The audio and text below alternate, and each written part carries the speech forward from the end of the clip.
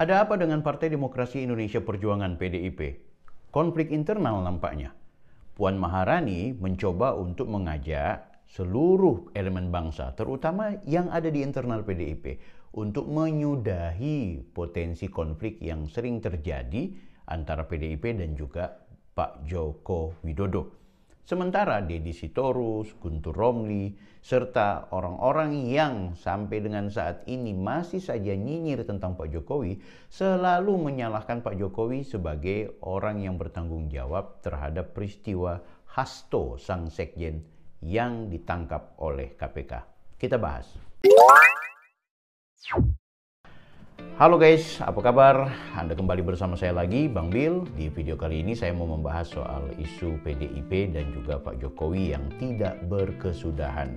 Belum lama ini kita ketahui bersama, Deddy Sitorus, pimpinan yang ada di Partai Demokrasi Indonesia Perjuangan ini, mengeluarkan pernyataan bahwa ada utusan yang disampaikan atau yang diutus oleh, memang sih nggak disebutkan diutus oleh Jokowi atau tidak, tapi yang jelas seolah-olah mengarah bahwa itu adalah utusannya Pak Jokowi, ya, bahwa diminta Hasto itu diberhentikan sebagai sekjen dan juga Pak Jokowi jangan diberhentikan sebagai kader Partai Demokrasi Indonesia Perjuangan. Sontak memang Pak Jokowi langsung merespon, siapa yang mengutus siapa, ada kepentingan apa, kan gitu. Nah memang Deddy kembali melakukan respon juga terhadap Pak Jokowi yang dia nilai sebagai ya itu mengada-ngada. Mana ada bahasanya Deddy yang mau mengatakan bahwa ada utusannya Pak Jokowi gitu kan. Saya tidak pernah bilang bahwa itu adalah utusannya Pak Jokowi. Tapi bahwa ada utusan, iya, kalau perlu nanti saya mau bertemu dengan Pak Jokowi dengan kegiatan ngopi bersama, saya sampaikan siapa utusan itu.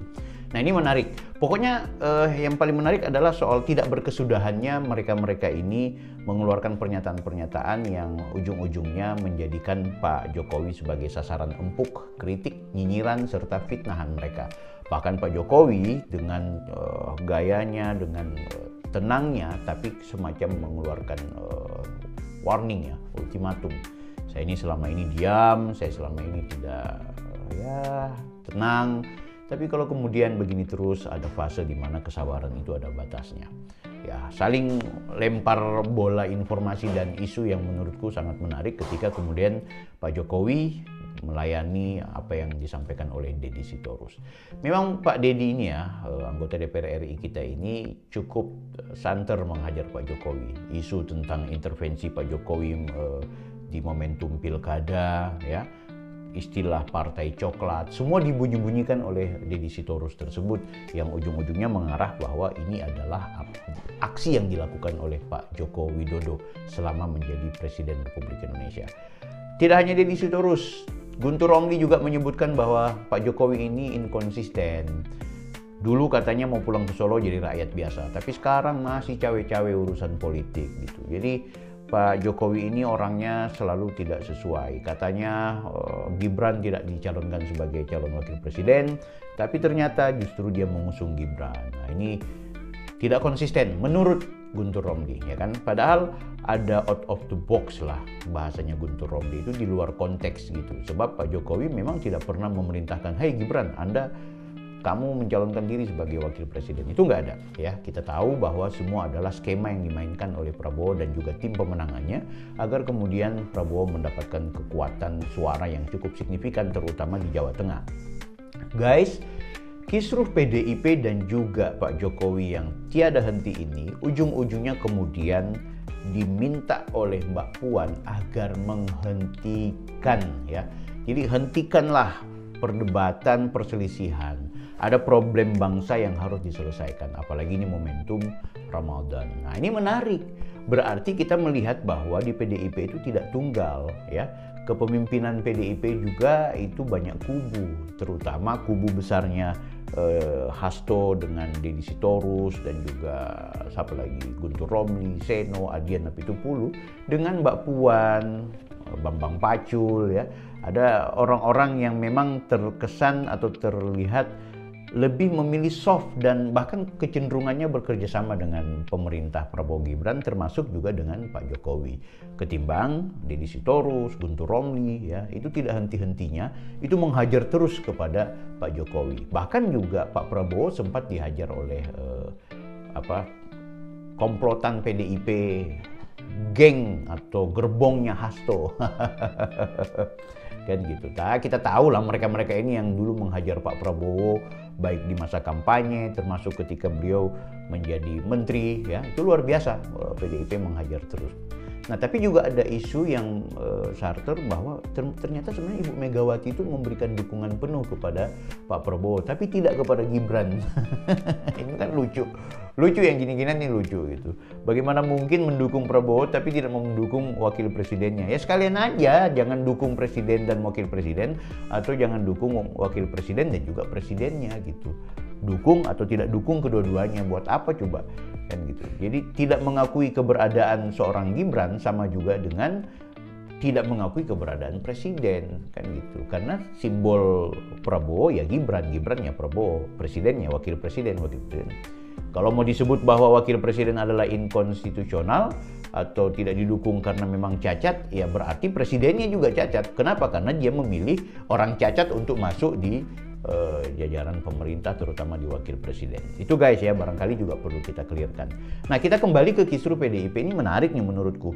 Bagaimana bisa ketika kemudian Mbak Puan ya, yang notabene adalah terahnya Soekarno, ibarat orang yang cukup punya nama lebih besar ketimbang Hasto malahan di PDIP, itu memerintahkan, ya bukan memerintahkan sih, itu kan waktu itu diwawancarai ada wartawan yang banyak itu menyebutkan bahwa udahlah kita hentikan kisruh ini, kita berharap ada problem bangsa yang harus kita selesaikan ketimbang terjebak dengan isu-isu atau hal-hal yang barangkali terlalu remeh-temeh, hanya membuang energi, kan gitu. Nah, ini singgungan Ibu Puan kepada siapa? Kepada Deddy Sitorus, kepada Guntur Romli.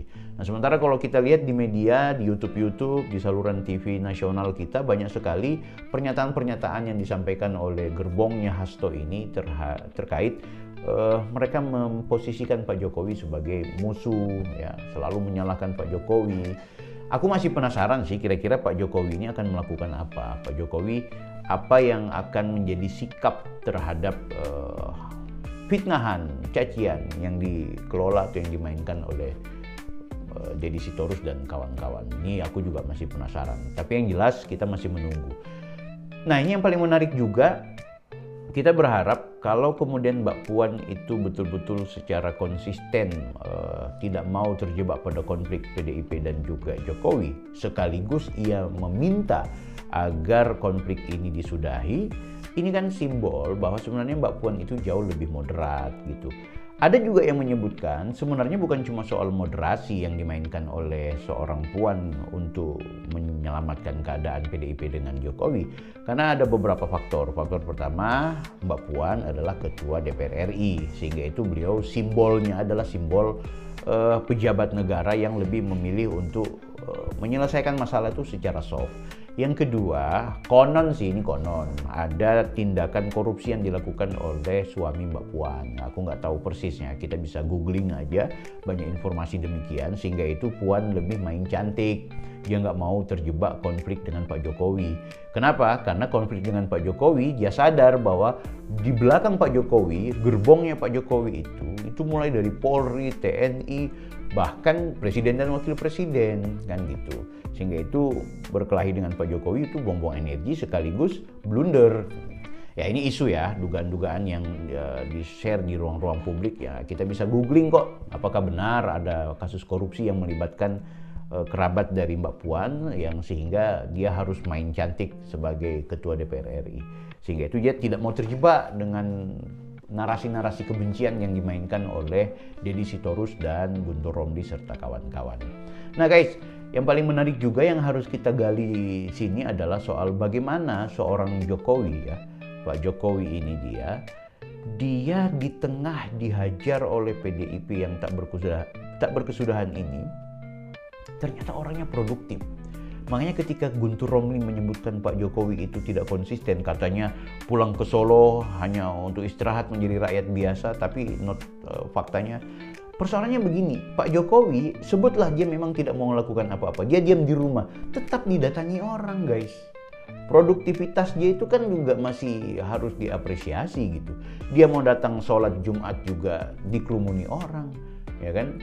Dari Timur Tengah datang, ya, tamu-tamu dari Malaysia datang, pejabat-pejabat lokal juga datang ke rumahnya, berkunjung kepada Pak Jokowi. Ini belum lama beliau bertemu dengan Menteri Agama, dan juga ada salah satu masjid yang merupakan bantuan dari Timur Tengah ya, yang kemudian di situ ada pertemuan sekaligus sholat bersama ulama-ulama dari Timur Tengah bertemu dengan Pak Jokowi.